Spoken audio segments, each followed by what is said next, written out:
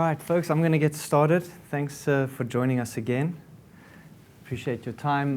For those of you who missed my talk this morning, my name's Charl. I'm the Chief Strategy Officer for Secure Data. And I want to talk today a little bit about identity and the role that it plays in security. So we were at InfoSec conference earlier this year, and I noticed with amazement on their website that there are over 400 products you can buy. Over 400 products represented at the conference. In vulnerability management alone, 36 different products you can buy. And yet, despite that, obviously the breaches are continuing, the compromises are continuing, things seem to be getting worse. And as a vendor, we were interested in understanding to what extent the technologies we sell actually map to the problems people are encountering when they get breached. So we pulled out, earlier this year, we pulled out around 30 major publicly reported breaches, and just did a little analysis of what the contributing factors were and how those actually map to the things that we sell, to the messages that we bring to our customers. We looked at all kinds of elements of those breaches, like were they state-sponsored? Was it the Iranians or the Chinese? Turns out it wasn't. We looked at, were they accidental? In other words, did the attacker actually have to do anything malicious, or was the data just lying there? And it turns out very often it was. We asked ourselves, could we detect it if we had been trying? Things like that. But we also mapped it to the categories that we organize our products into. And these are the categories that we use to organize our products and services internally. For the purposes of today's presentation, it doesn't really matter what these are. But you can see that for all the breaches that we looked at, we would put a dot down if we felt that breach could have been prevented through the use of that kind of technology or service. And I want to hone in today, for the purposes of today's presentation, on this standout contributing factor here, which is for all our efforts over the last few decades, it is still weak authentication, so password management problems. And as it turns out, 42% of the breaches that we looked at could have been prevented through simple password management. This theme has come up again and again today. And it's big players. It's not just the little guys. It's not just inexperienced or incapable teams. And it's also sophisticated actors. So this is a group of it's one of the very few Iranian state-sponsored teams that featured in our analysis. They attacked a group of universities across the US. And even their attacks basically involved discovering and reusing passwords. That's really all it came down to. And so this question of authentication and how we address it, it's just coming up again and again, and it needs to be confronted. But I want to pause and tell you a personal story, about something that we do at Secure Data relatively frequently, about 4 times a year. We have an internal penetration testing team. And about 4 times a year, we will run what they call a purple team engagement, where we pit our red team against our blue team within our own environment to kind of see what we learn, what comes out from that. And as often as we can, we will share the results of those exercises with our clients, sort of under the, in the spirit of transparency, but also because we think other people can learn from them. So this particular engagement was a 5-day engagement. There's a dedicated attacker. And in this scenario, our attacker was already inside the network. He had already hypothetically breached the perimeter and had access to a computer within our environment. And what we were interested in understanding was, what could that attacker accomplish? How would he do it? And would we be able to see him and stop him? And what I'm about to show you is a little bit distressing. So let me just say right up front that our blue team was able to detect the attacker. Right, so we were able to track him, and had we intervened, we would have been able to stop him. But what he accomplished was still a little bit concerning. This is sort of a summary of the issues that he reported. You'll see significant number of high and critical issues, even within an environment like ours, which really seeks to understand and address these problems. And I want to take two of those issues out and tell you the story of what the attacker does, because I think it's very illuminating. Here's the first. In this scenario, what the attacker does is go onto LinkedIn, effectively, and get a list of employees' names of people who work in the company. And then from those employees' names, derive what he suspects, I say he because it was a he, what he suspects are the user identifiers, the actual Active Directory usernames that would be mapped to that user. And I suppose that's not a very difficult thing to do. And he then performs what we call a horizontal brute force attack, which is really simply saying, I'm going to take all of those users and see whether any of those users is using a weak password. Now, the difference between that and kind of conventionally what we think about when we think about brute force attacks is that the attacker is not going through a long list of passwords for each user.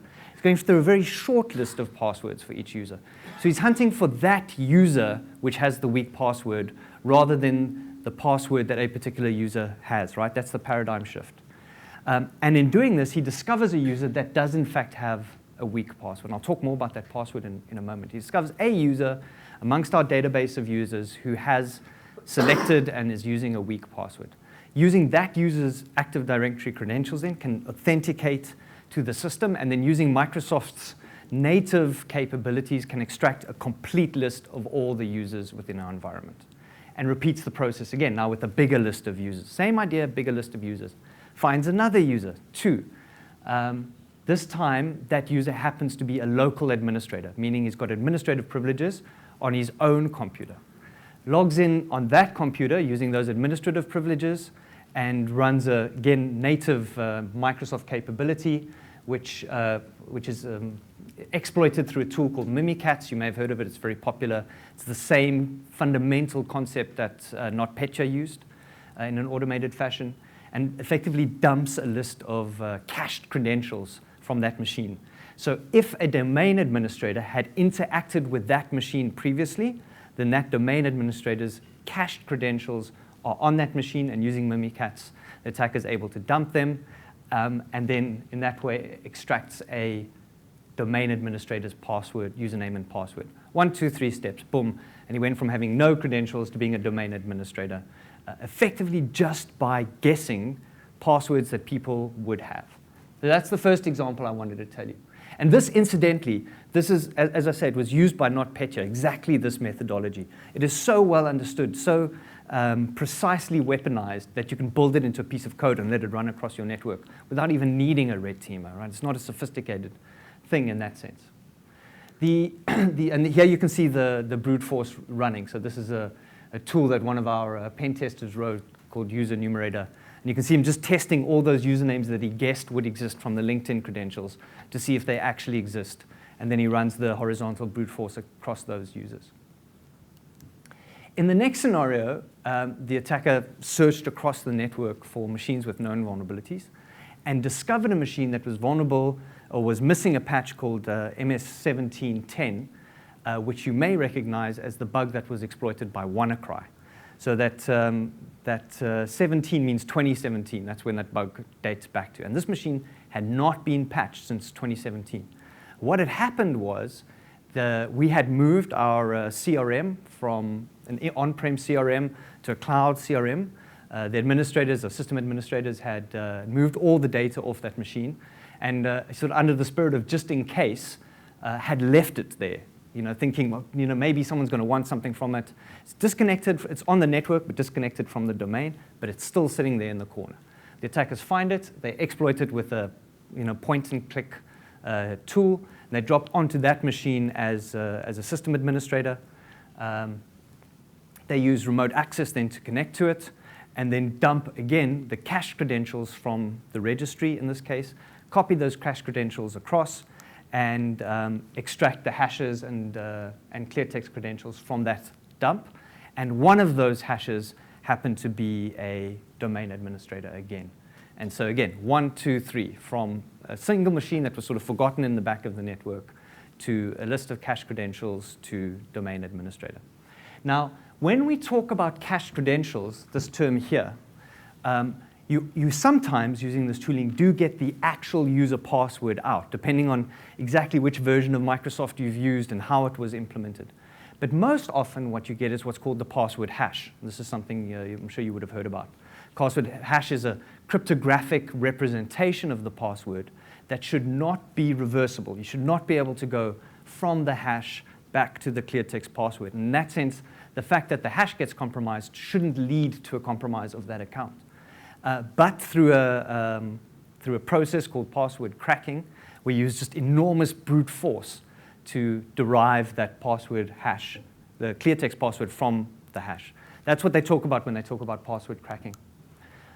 Here you can see what the hashes look like. And you can see not only do we get all the users who've ever interacted with that machine, but also historically all the passwords that they ever used when they were interacting can be dumped using pretty much standard Microsoft capabilities. Right? This is something that's fundamental to the way Microsoft handles credentials in this like hyper-connected environment that allows you to do single sign-on. Log into your PC and then use the printer. It's managed using these stored credentials. And this is an example. You can see examples of the hashes here. Each one of these numbers representing a password that you shouldn't be able to derive, but potentially can derive using password cracking. So these attacks all orient around being able to preserve the integrity of that password using strong passwords. And so we were interested in understanding, like, how is it that the attacker was able to find passwords for users so easily in our environment, given that we have strong password policies. We know all of this stuff. We do it the same as you. So we have a lot of data as a sort of, dedicated cyber security company. We have a lot of data, and we decided to look in that data to see if we could answer the question of, like, why was it? How is it that the attackers get these passwords out? But before I go into password data, I just want to pause to talk a little bit about Twitter data. I am on Twitter. And so I did an analysis of how I rank as a Twitter user versus my South African contemporaries, Elon Musk and Mark Shuttleworth. Elon Musk you may recognize as recently being the inventor of the Cybertruck. Right, so this is Elon Musk. He has about 29 million followers. This is Mark Shuttleworth. He has a few tens of thousands of followers. And this is me.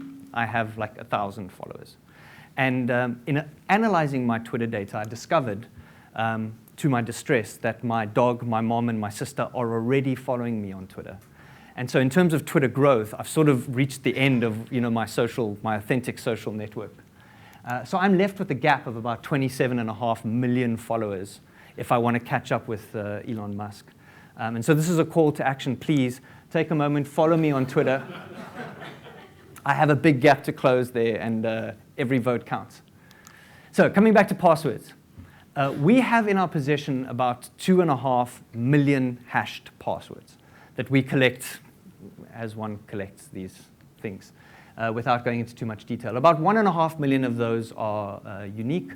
That's from our 2019 data set. In 2018, we had about a quarter that much that we repeated this. We did the same exercise with. We were interested in understanding what those passwords can tell us about password security. Now, if you were to take each one of those passwords and write them down on a Post-it note and pile those Post-it notes up, that would be a pile of Post-it notes 275 meters high. That is a completely gratuitous fact that doesn't contribute to your understanding of this problem whatsoever, but perhaps at least helps you to visualize it. Right, so we have this pile of 275 meters of passwords, hashed passwords, so not the actual password, but the hash. And we set about using a cracking rig and sort of contemporary cracking software to see if we can brute force from that hash to the clear text password, firstly. And secondly, once we have the clear text password, what that tells us about the passwords that people use and how come these hackers are still able to get them out. So in the first attempt, we cracked about 56% of those passwords using our cracking rig. Our cracking rig is this big gaming computer with 8 GPUs in it that sits there for hours and hours and hours doing maths. In the second pass, we cracked about 80% of those hashes. And I'll explain to you what the difference was between the two passes in a moment. So again, to visualize that for you, if we had a tower of 275 meters of Post-its, then about 220 meters of those we would have cracked, right? It's a lot of passwords, clear text passwords that we had to look at. Now, the difference between the first and the second passwords can be seen. It's a little bit difficult, but can be seen in this graph. So this is each of the data sets uniquely represented in terms of the percentage of those passwords that we cracked. And you'll see that generally a lot of them are above that 80% line, so we're cracking a lot of them, but a few of them are very small, like we're very unsuccessful at cracking these passwords. That was because those are data sets where we had repeated the exercise for the same customer again. So effectively, the first time we did the exercise, we were very successful, and then the second time we did the exercise, obviously they changed their policies and then we're much less successful. So you went like this one here, this one here, we went from almost 100% crack rate to, what is that, less than 20% crack rate, right? So I took those ones out, those ones where we'd done repeats. And what I end up with is something that looks like this. Now, this is across the different regions where we got the data. On average, 80% of the passwords that are ostensibly hashed, we can reverse from the hash back to the clear text password. And that doesn't seem to matter. It doesn't seem to matter where those are from. The US fared the worst, about as badly as our African customers. The UK fared a little bit better. South Africa, ironically, fared the best, but I think that's because in South Africa we tend to work with blue chips and big corporates with lots of money and do things well. The general trend is about 80% of those passwords we could take from the hash to the clear text. Now, the first thing that surprised me when I looked at those passwords, so that number doesn't surprise me, that 80%. That's pretty consistent. That's what we've been doing year after year after year. What surprised me was the length of the passwords. So on average, you'll see the vast majority, 88% of the passwords that came out of those cracks were between 8 and 12 characters long. So users are not choosing short passwords. That doesn't seem to be the problem. In fact, it would seem to me that this whole message that we've been driving around choose strong passwords, change them often, that seems to be taken up, right? You see it manifest in the data. And yet, despite the passwords being long, we're very successful at cracking them, and our red teams are very successful at guessing them. So password length is obviously not the issue, right? It's not because people are choosing short passwords that we're getting these passwords out. When you dive into the data, you start to see some other things emerging, though. The one is this continued emergence of like very obvious passwords, right? So although password like password 1 is actually quite long, it's not hard to guess. And if you have 2.5 million passwords, or from other big breach databases like RockU, we have like 430 million passwords, then we can look at those passwords and see what the most common passwords are. So we know that password 1 is the single most commonly used password, as a unique entity. So when we do the cracking, we don't start with A, and hope that maybe somebody's using it. We start with password 1. And immediately we get 31,000 passwords out of the database. Boom, straight away, right? You don't have to do a lot of effort to guess that a whole lot of people are going to use password 1. So that makes our cracking a lot more effective. The other thing we see is that people use dates in their passwords. Why do they use dates? Because memorable, and they're forced to change them, right? In our company, it's one of the contributing factors to us having been cracked in that way. We force our users to change the passwords every month. And in fact, the user whose password was guessed the first time was doing exactly that. She had exactly the same password every month. She just changed the month in the middle, right? So the second thing you do is you say, well, I'm not going to crack AAA. I'm going to start with months in the passwords. The next thing we see is that passwords end with numbers. 52% of all the passwords out of the 2.5 million that we looked at would end with a number. 1, 2, or 3, 1, 2, 3, 17, 18, 19, right? You get the effect. And the more often you force users to change their passwords, the more likely they are to go from 1 to 2 to 3 to 4 at the end of the password, because it's different, right? Except it's not. And so we take password, and we know password 1 is common, so then we test for password 2 and password 3, and password 123, and password 2017, and password 2019. And so our cracking becomes much more efficient because we can start to predict from the data what passwords users are going to choose. Here you see the dates manifest.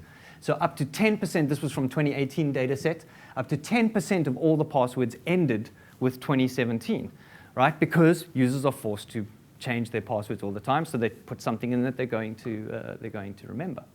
Now, on their own, each of these predictable attributes doesn't make such a difference.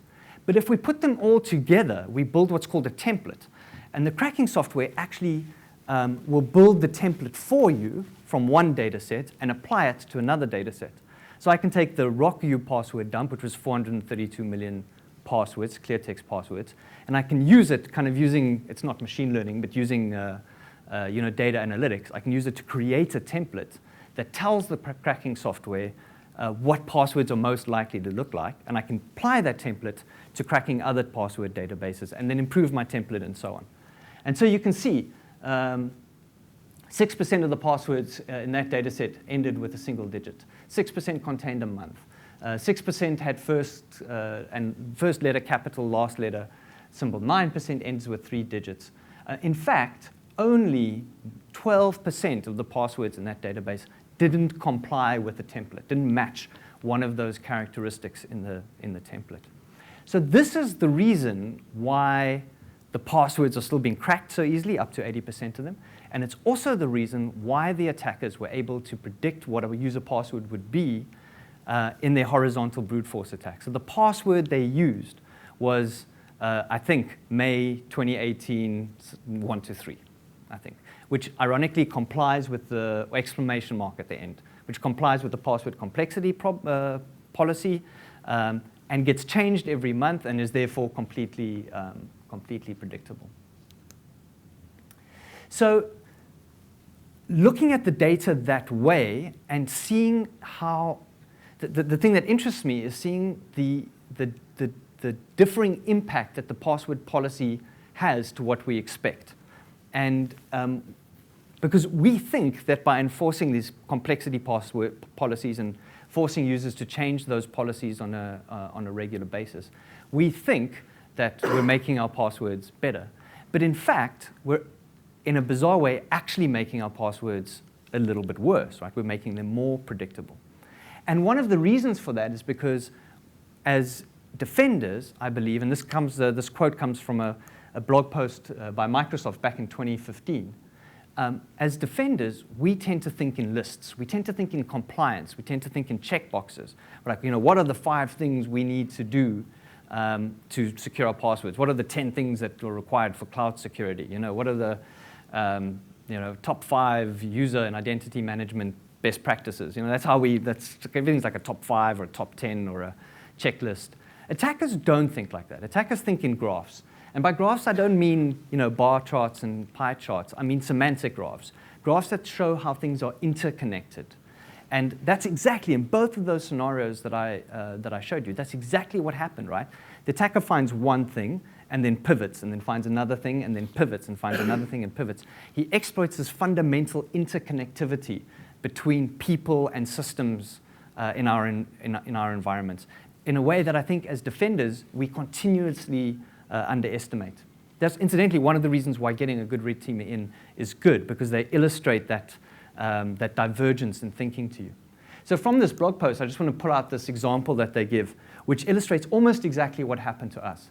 So he talks about in the blog post a compromise of a terminal server. So you've got a terminal server that's exposed onto the internet.